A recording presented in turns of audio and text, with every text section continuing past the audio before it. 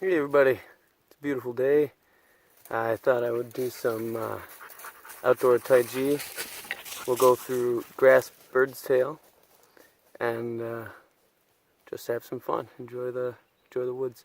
You notice I'm all strapped up because you never know, man. Northern Wisconsin, you run into a bear, a wolf up here, and gotta be ready. All right, let's try it.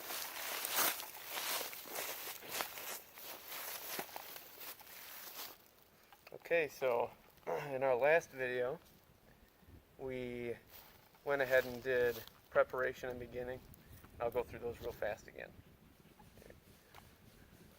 So we start with our legs together. We take a nice deep breath in. And then our next inhale, we lift the left leg, heel first, then ball, then toe. Put it over about shoulder length or shoulder width. And then start with toe, ball, heel, set it down, and then we shift the weight. And that should be one breath. And then beginning. Beginning is one breath in as you raise your arms up, slowly turning your hands downwards. And then a breath out, slowly seating your hands, as in keeping them parallel with the ground, while also trying to keep your armpits open. And I'll explain that, the reason behind that, a little bit later. Okay, so we've accomplished that, preparation and beginning. So we'll move on to grass bird's tail, which is pretty cool. It's actually a combination of a bunch of different moves that equate to about a quarter of the entirety of the form, the 103 form.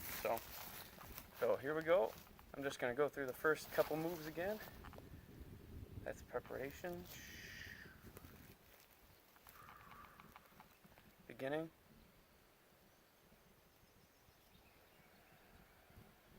And then grass bird's tail. So first what we do is we shift our weight onto the left foot. We turn the right foot using the waist. So I'm not really turning my shoulders at all. I'm using my waist to kind of turn. So in this area, turn the foot 45 degrees with our hands still like this. Or here, let's just do the feet first. Turn the foot 45 degrees. And then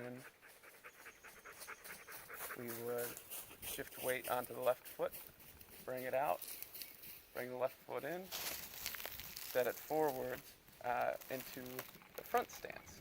And then we shift into the front stance. And our body is turned at a 45-degree angle in this direction. And that's the end of the first little move in that grass bird's tail. We'll go through that again. So here we go. Here we are.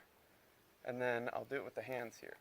So as I'm shifting the weight, I keep my hands pretty steady. And then as I'm putting the weight into my right leg, I put my right arm out, scoop with the left hand. That's called reverse seating.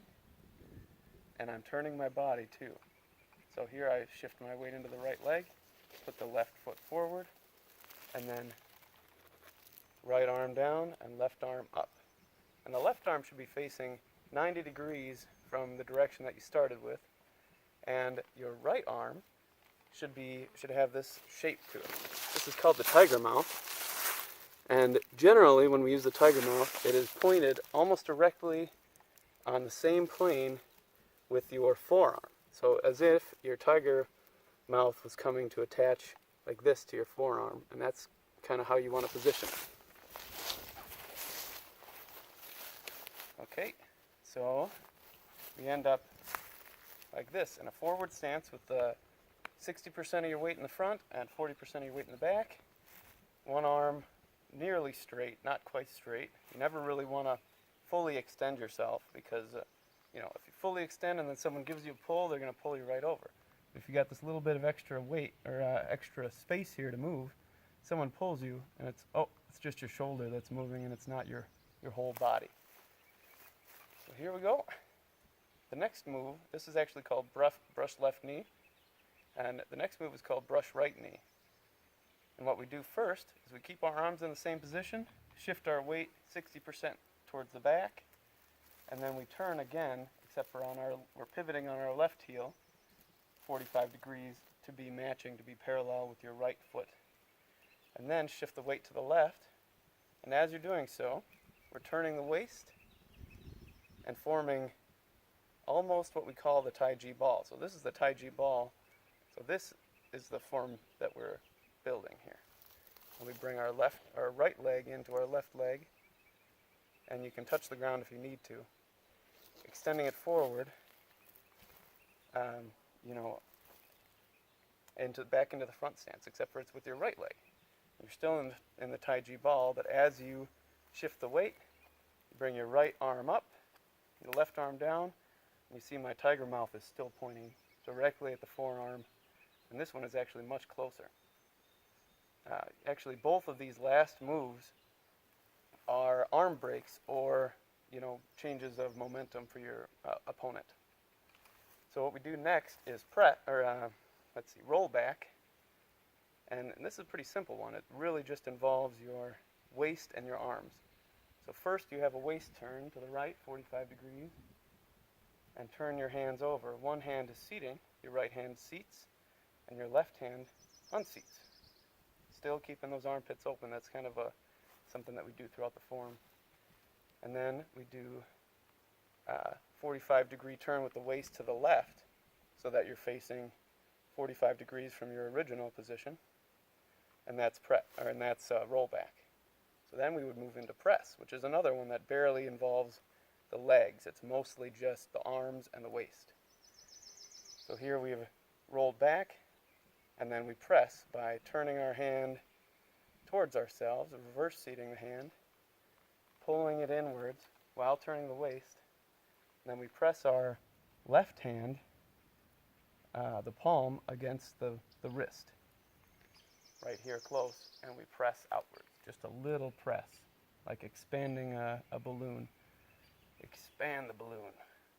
And then push, which would be, we take our arms from where they are, seat both hands, spread them out to shoulder width at shoulder height, and then we pull them back. And see, I'm not putting my elbows up to the side to get my arms back. I'm trying to keep my elbows low.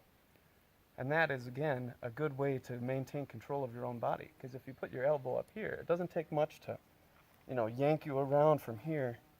But if you have your elbow down here, somebody could use their whole strength, and they would have to lift your entire body in order to move this elbow, because it is locked in a secure position. Okay, so here we go. We're drawing it back with our elbows down, keeping our armpits open, and then we pull down just a little bit, right about to chest level. And then our push involves a shifting of weight forwards at the same time as we are pushing out and a little bit up.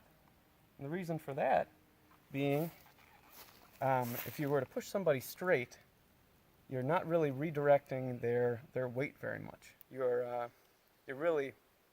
It's much more difficult to move somebody if you're trying to push them straight. If you push them up a little bit, it's called uprooting, and you're moving their body up off of the ground, and their center of balance goes upwards, which makes it a lot easier to knock somebody over if you're going to be pushing somebody. So there's that. So we pushed, and I'm kind of I know I'm kind of running through a bunch of things at once, but you keep your knife edge of your hand pointed towards the individual. And I'll explain that a little bit later. We won't go into that right now. But so here we go, pushing upwards and forwards. And then the next move, it's called single whip. This one's a little awesome. So we shift back while kind of making a big circle with our arms. We're shifting back onto our left leg, and our arms are forward, and then we kind of circle them a little bit like this. And shift back, and then while we are taking our right foot with our waist twisting at 135 degrees, we are also extending our left arm this way, and our right arm follows. And then we bring it back across the chest, right about chest level, and as it gets to this point, we are able to take our left foot and turn it 45 degrees again. Oh, actually, turn it 90 degrees so that it's facing 45 degrees in the opposite direction. So as we're coming across, you're able to change, and then we make our hand into this whip with our the back of the wrist being the contact point, and the rest of our hand kind of curled up like this, like a crane. So here we go, let's do that again. And then push, shift back, okay, push, shift back. That's the first part. And then we turn the right foot 135 degrees. Arms follow each other around, come across. As we get to the middle, we're turning our left foot, and you can use the hip for that. And then making the whip and reverse seating your left hand. And then the end of this move would be take your left foot in, put it out in another front stance,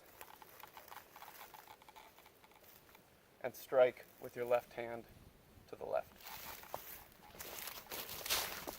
And that's all a single whip. If you can figure that out, then you've got a whole lot of the form down. And there's not a whole lot else to figure out. I mean, a couple of the moves are pretty difficult. They involve spinning on a heel or just general balance practice. But that's most of the form, and you'll be pretty good off if you can figure out those few moves that I just showed you. All right, wonderful. We'll see you again sometime. This is Jesse. Don't forget to subscribe. I appreciate it.